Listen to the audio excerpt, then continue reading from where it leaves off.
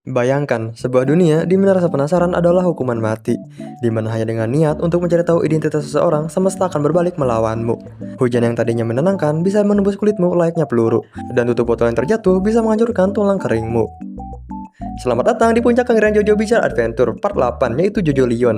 Hari ini kita akan membedah Wonder of You. Bukan sekedar stand, tapi perwujudan dari hukum alam yang paling kejam, yaitu calamity atau kesialan.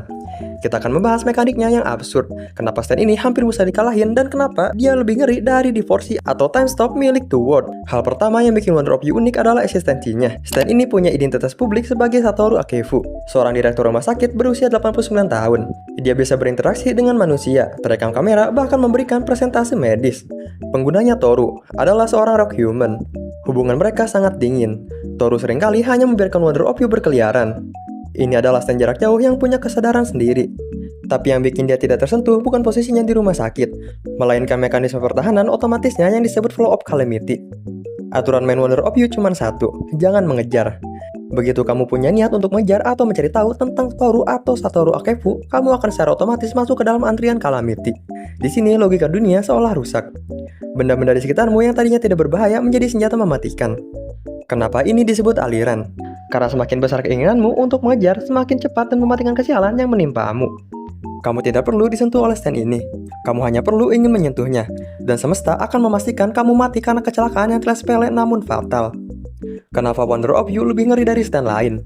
Karena dia bekerja pada level konsep. Banyak stand kuat yang memanipulasi waktu atau ruang, tapi Wonder of You memanipulasi logika.